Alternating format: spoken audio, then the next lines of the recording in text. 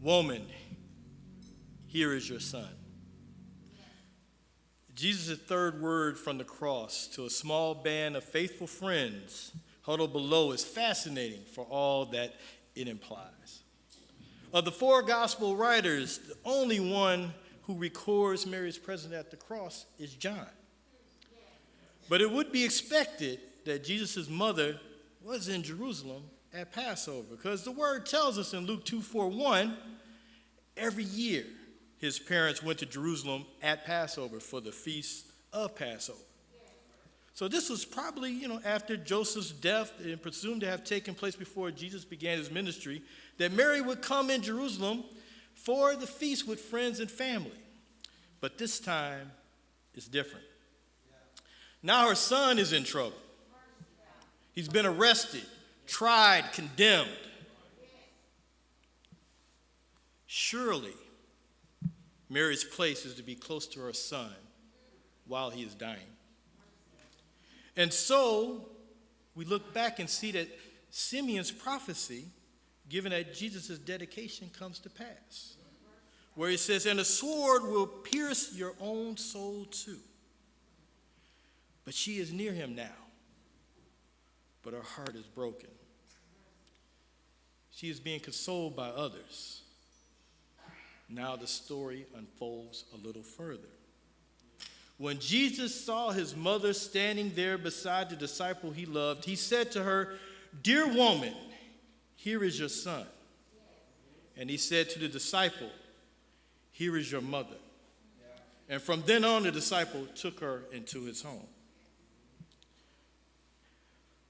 First thing I want to talk about is that Jesus addresses his mother not as mother, but as woman, which is translated appropriately as dear woman by the New Living Translation. We might sense a coldness in the term as it's used in our culture, but in Jesus' culture, it was perfectly proper for a man to address a woman this way, but still is strange for a son to a mother. The reason for this formal address is probably that Jesus intends his words to be understood as a formal testamentary disposition under Jewish law. Meaning, as Mary's firstborn, Jesus is legally responsible for her welfare, to ensure that she has a place to live and food to eat during her widowhood. Jesus entrusts his mother to John's care. And John takes this commission seriously. From that time on, this disciple took her into his home. So Jesus is clearly appointing John as responsible in his stead to care for his mother in her widowhood. You know John, one of the three disciples that was closest to Jesus. Let's notice that he is the only male disciple who is at the foot of the cross as Jesus is dying. The others are too afraid to be closely identified with the man condemned by the Romans as well as by their own people. But John is there. Pastor, I was going to preach about what happens when you show up for Jesus. I was going to talk about that. Sometimes Jesus wants you to show up when it's not convenient. When it's not, in your benefit to show up, where you might get a bad reputation for showing up for Jesus, that it might not be something to add to your resume or anything like that. But boy, when you show up, he gives you so much more for your little bit of time. You might find your purpose. You might find power to complete the good work that he's begun in you. But I only got 10 minutes, so I got to go on. I'll preach that some other time. So Jesus is clearly appointing John in this role that should have been for his family members. But I digress. You have to see something here at the cross that is just right in front of your face. It's the extent of Jesus' love. Here he is dying in agony. grasping for each breath, but he sees his mother. The one who comforted him through all the childhood's cuts and bruises, all the teasing and taunts, the one when he was a little boy he ran home to get it instantly wrapped in her precious mother love. But now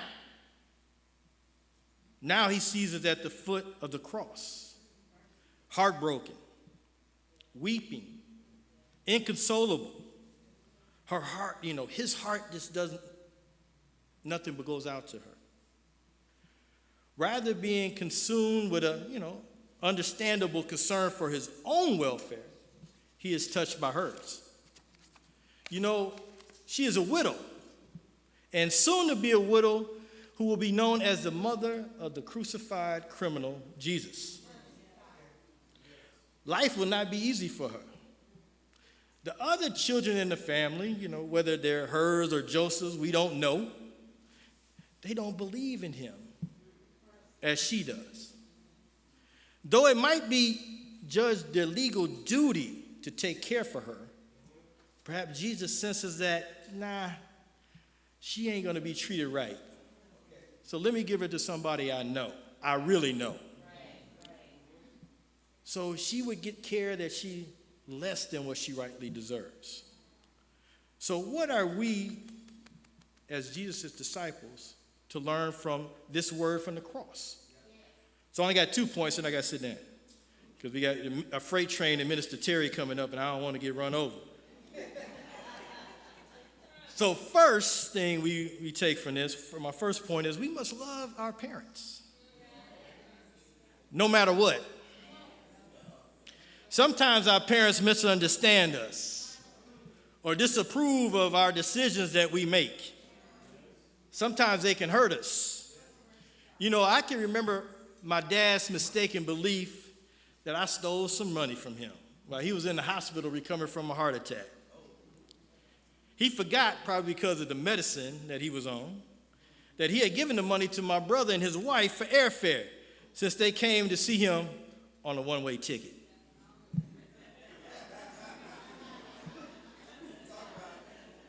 A one-way ticket. The pain I felt from the rejection and lack of trust I received to him until I finally confronted him still hurts because we lost precious time. But I must love my dad, and I do, and I always will. Jesus, too, had felt the hurt of misunderstanding from his family, even his mother.